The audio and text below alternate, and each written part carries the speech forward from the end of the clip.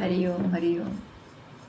मेरे सभी मित्रों, मेरे सभी प्रेमियों, आप सभी लोग कैसे हैं?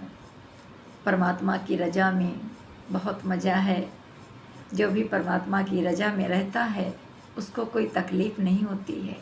उसके अंदर से भय, संशय, विषय, विकार सब नष्ट हो जाते हैं। ऐसा परमात्मा का ज्ञान है। निर्लेप नारायण, कोई बंधन नहीं है, बंधन मुक्त। अगर तुम्हारे अंदर कोई भी विचलता आती है, कोई भी संशय है या भ्रम है या डर है, तो तुरंत गीता का पाठ करो।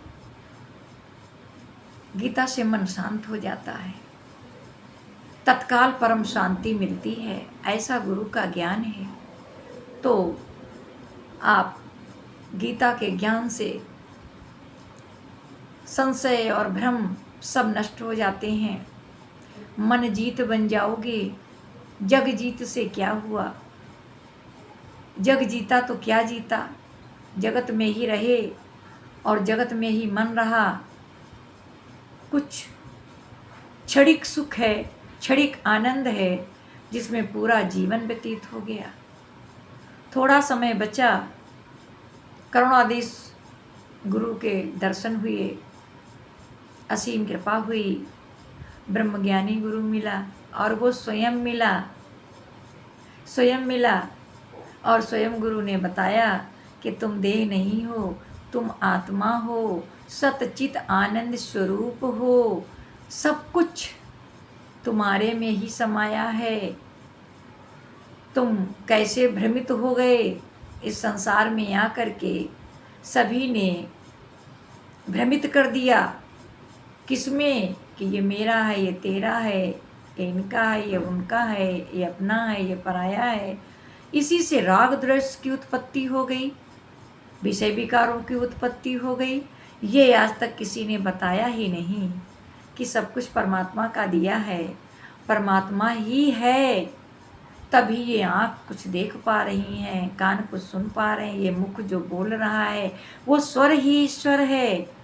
और जो परमात्मा की शक्ति से सब कुछ हो रहा है, अब वो परमात्मा की शक्ति से सब कुछ हो रहा है, ये हम समझ ही नहीं पा रहे थे कि वो शक्ति क्या है। वो शक्ति हमारे अंदर है, तुम्हारे अंदर है, सबके अंदर विद्यमान है। जो हाथ उठ रहा है, कुछ कर पा रहे हो, जो पैर चल पा रहे हैं, इनमें परमात्मा की शक्ति है ना।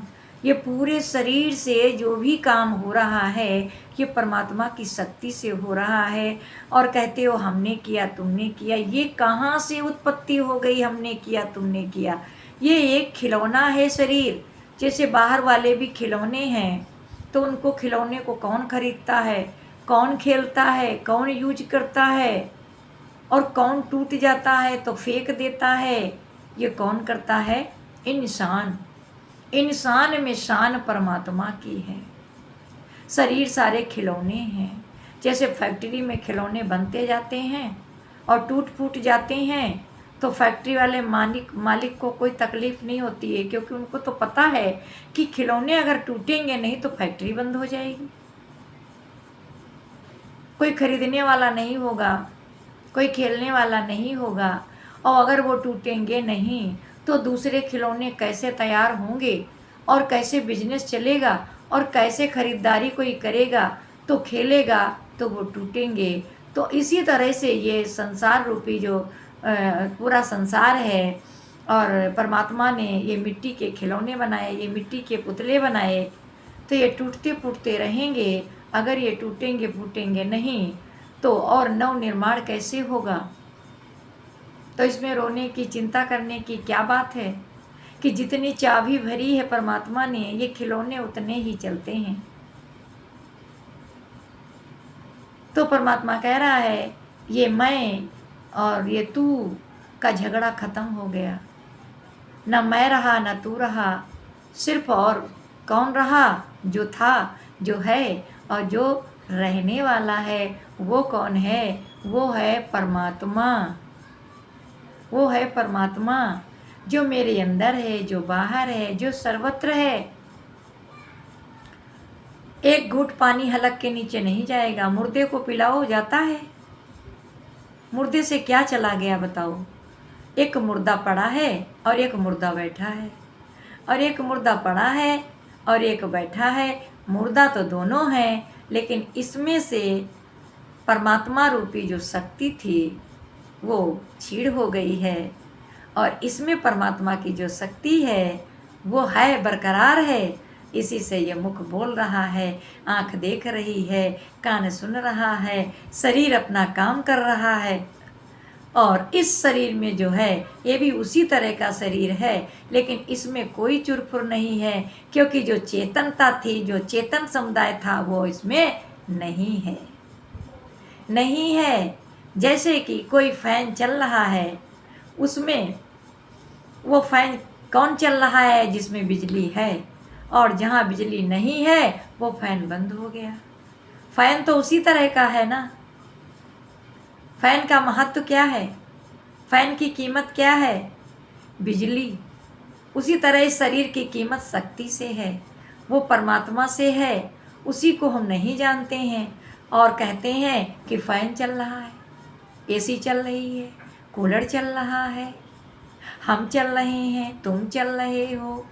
ये सभी बातें विचार करने की हैं, और जब आप विचार कर लोगे तो इतना आनंद आता है, इतना आनंद आता है कि जैसे हम सभी बंधनों से छूट गए, उपराम हो गए, जगत जगदीश हो गया।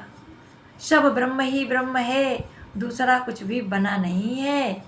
तो जब भी मन आपका किसी चीज़ में फंस जाए तो भगवान की गीता उठाओ और उसे सुनो और दूसरे को सुनाओ। खुद भी मुक्त हो जाओगे और दूसरे को भी मुक्त करो। बस यही काम हमको परमात्मा ने दिया है, इसीलिए ये शरीर रूपी साधन दिया है कि परमात्मा का गुणगान करो, परमात्मा को जानो कि परमात्मा ही सर्वमम रूप है, कोई दूसरा बना ही नहीं है सिवाय एक परमात्मा के। तो परमात्मा ने क्या कहा है, ध्यान से सुनो। ये जो है गीता का श्लोक है। परमात्मा ने, श्री कृष्ण जी ने अर्जुन से क्या बताया? परमात्मा ने बताया अर्जुन से कि हे अर्जुन, जो कोई भक्त मेरे लिए प्रेम से पत्र, पुष्प, फल, जल आदि अर्पण करता है, उस शुद्ध बुद्धि निष्काम प्रेमी भक्त का प्रेम पूर्वक अर्पण किया हुआ वह पत्र पुष्पादि मैं सगुण रूप से प्रकट होकर प्रीति सहित खाता हूँ। वाह, क्या बात कही है भगवान ने अर्जुन से। भगवान ने क्या कहा है कि प्रीति सहित खाता हूँ। अब जैसे आप मूर्ति के आगे कोई भोजन रखते हो तो मूर्तियाँ कहाँ खाती हैं? क्योंकि उसमें चेतनता नहीं है, चेतन समुदाय नहीं है। पत्थर बनाया है भगवान का, पर भगवान पत्थर में नहीं है, भगवान पत्थर में नहीं है। इसीलिए पत्थर टूट जाएगा, फूट जाएगा, पर वो बढ़ेगा नहीं, ना घटेगा, घिस सकता है। पानी के थपेड़े लग लग के पत्थर घिसा करते हैं और उसी को मोरंग कहते हैं, जिससे मकान की चुनाई में काम आता है। ठीक है, तो परमात्मा कह रहा है वो मूर्ति के सामने जो भी आप भोग लगाते हो, जल, दूध, भांग, फल, फ्रूट, भोजन, जो कुछ भी आप चढ़ाते हो, तो वो मूर्तियाँ उसे स्वीकार नहीं कर पाती हैं। कैसे स्वीकार कर पाएं? क्योंकि वो जड़ है पत्थर और चेतन परमात्मा है। तो और जो सगुण रूप में, मतलब भगवान ने कहा कि जो शरीर है, परमात्मा ने जो मिट्टी के पुतले बनाए हैं, यानी शरीर जो बनाए हैं, परमात्मा उसमें है, परमात्मा की शक्ति उसमें है। वो स्वाधीन है, वो पराधीन नहीं है। तो परमात्मा ने कहा है कि उस शुद्ध बुद्धि माने कि आप अपनी बुद्धि केंद्रित करो और विचार करो कि परमात्मा सब में विराजमान है और परमात्मा से ही एक निवाला मुख के अंदर जाता है, वरना नहीं जा सकता है। मृतक के शरीर में जो भी कुछ मुख में होता है वो मुख से बाहर आएगा, अंदर नहीं जाने वाला है, क्योंकि उसमें अब शक्ति नहीं है, वो प्राण वायु नहीं है, वो अपान वायु नहीं है, जिस वजह से अब भोजन अंदर नहीं जा सकता, पानी अंदर नहीं जा सकता, क्योंकि जो घूंट रहा था वो शक्ति अब उसमें नहीं है। तो इसी तरह से भगवान ने कहा कि जो कोई भक्त मेरे को प्रेम से पत्र पुष्प फल, पत्र माने पात्र, पुष्प फल, यानी जो प्रेम से हमको खिलाता है पिलाता है, जो कुछ भी जल आदि वो अर्पण करता है मेरे को, तो उस शुद्ध बुद्धि निष्काम प्रेमी, शुद्ध बुद्धि माने कि उसकी बुद्धि शुद्ध है जिसने परमात्मा को अपने में और सर्वत्र में देखा है कि परमात्मा ही सर्वमम रूप है, परमात्मा की शक्ति सब में विद्यमान है, जिसकी वजह से शरीर रूपी यंत्र चल रहा है, खा पी रहा है, उठ बैठ रहा है, चल फिर रहा है, एंजॉय कर रहा है और परमात्मा का गुणगान भी कर पा रहा है। जिसने ये जान लिया कि सर्वमम रूप परमात्मा का ही है और परमात्मा ही करता धरता भरता भोगता है, उसकी बुद्धि शुद्ध है, वो मूर्ति के आगे नहीं चढ़ाने जाएगा, वो मूर्ति के आगे नहीं गिड़गिड़ाएगा, वो मूर्ति के आगे दीपक नहीं जलाएगा, क्योंकि जो चेतन समुदाय है वही सब कुछ खाता है पीता है देता है लेता है आता है जाता है हंसता है बोलता है गुणगान करता है। और जो पत्थर की मूर्तियां हैं उनको जाके आप नहलाते हो धुलाते हो फल फूल चढ़ाते हो, आप ही सब कुछ करते हो, जो कुछ भी करते हो सब आप ही करते हो और आप अपने को नहीं जानते हो। तो भगवान ने कहा है कि शुद्ध बुद्धि यानी उसकी बुद्धि शुद्ध है जिसने अपने आप को जाना है कि मैं देह नहीं, मैं आत्मा हूँ, आत्मा अजर अमर अविनाशी है, उसका नाश नहीं होता है, तीनों कालों में उसका नाश नहीं होता है। तो भगवान ने क्या कहा कि उस शुद्ध बुद्धि निष्काम प्रेमी भक्त का प्रेम पूर्वक, जो प्रेम से देता है, उलझ के नहीं, रो के नहीं, जैसे हम खाना भी बनाते हैं तो उलझ के, किसी को खाना पानी भी देते हैं तो उलझ के, गुस्से में, परेशान होके, एहसान जता के, तो उकताया हुआ तुम्हें पसंद नहीं है तो परमात्मा को कैसे पसंद है। तो इसीलिए परमात्मा ने कहा कि मैं सगुण रूप में, सगुण रूप माने ये शरीर, इसी में आकर के परमात्मा सगुण रूप में जो कुछ भी कोई देता है खिलाता है पिलाता है, तो परमात्मा कह रहा है कि मैं प्रेम पूर्वक अर्पण किया हुआ वह पत्र पुष्पादि में सगुण रूप से प्रकट होकर प्रीति सहित खाता हूँ, प्रीति सहित खाता हूँ। तो खाएगा कौन?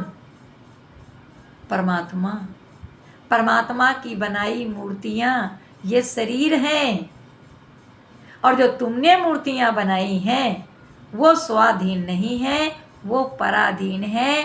कुछ भी आप खिलाते पिलाते हो उसके पहले आप स्वयं ये बात जानते हो कि ये खाएंगी नहीं, ये पिएंगी नहीं, और हम ही उठा करके अपने वालों को दे करके ये प्रसाद सब खाएंगे पिएंगे आनंद मनाएंगे। और ये कहाँ खाने वाले हैं, ये कहाँ खाने वाली है, फिर भी आप अर्पण करते हो। तो ये आपकी जो बुद्धि है वो उलझी हुई है, वो सुलझी हुई नहीं है, वो विकारों से भरी हुई है, उसमें विषय हैं, विकार हैं, राग है, द्वेष है और अल्प बुद्धि है। उसको भगवान ने कहा है कि उन्होंने मेरे को भी जाना कि मैं मरने और जन्मने वाला हूँ, वो हमको भी जानते हैं। मैं पुरुष में हूँ, मैं मनुष्य में हूँ, मैं मनुष्य में ही विचरण करने वाला हूँ, और ये अल्प बुद्धि वाले मनुष्य मुझे नहीं जान पाते हैं, और मुझको भी कहते हैं जन्मने और मरने वाला। तो शुद्ध बुद्धि किसकी होती है? जो ब्रह्मज्ञानी गुरु से ज्ञान सुनता है, उसका मन निर्मल हो जाता है, और परमात्मा अपने अंदर में ही प्रकट है। वो पहले से प्रकट था, वो परमात्मा अप्रकट है, और इस स्वरूप, ये जो है इस स्वरूप में, इस शरीर में परमात्मा अप्रकट था पर प्रकट हुआ है। इस शरीर में आकर के प्रकट हुआ है। उसको जानो, उसको पहचानो। वही खाता पीता जो कुछ भी करता है, वो इस शरीर में परमात्मा की शक्ति है, तभी यह शरीर हिल पाता है। तो ये अहंकार, ये अहम का नाश हुआ, अहंकार का नाश हुआ, और ब्रह्म का प्रकाश हुआ। और ब्रह्म का प्रकाश हुआ तो सत्य क्या है, असत्य क्या है, ये सब गुरु ने दिखला दिया, प्रकट करके सब कुछ बताया कि किस चीज़ में फंसे हो। ये मिथ्या शरीर है, ये संसार पूरा नाटक है, रंगमंच है, इसमें क्यों फंसे हो? अपने को जानो, अपने को मानो।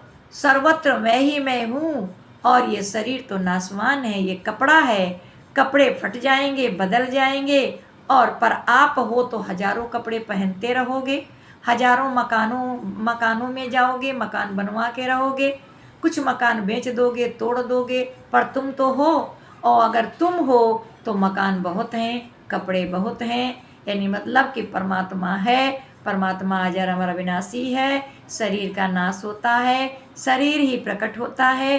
परमात्मा अप्रकट है, और इस शरीर में जो है परमात्मा अप्रकट होके प्रकट हुआ है, और उसी से सब कुछ होता है। जिसने ये जान लिया तो वो अपने अंदर में आके संतुष्ट हो गया है, और जो कुछ भी खाता पीता है सब परमात्मा को अर्पण करके, और सगुण रूप में परमात्मा उसे स्वीकार करता है।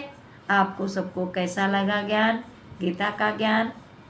सब लोग श्रवण करो, फिर गुनो, और फिर इस पे चलो।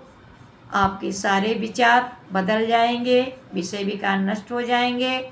मोह आसक्ति जो है हमारा कुछ भी नहीं है, सब परमात्मा का दिया हुआ है, उसी से सब कुछ है। हम उसके हो जाएं तो पूरा संसार, जब परमात्मा का जो कोई भी हो जाता है तो ये सारा संसार तो परमात्मा से चलता है ना।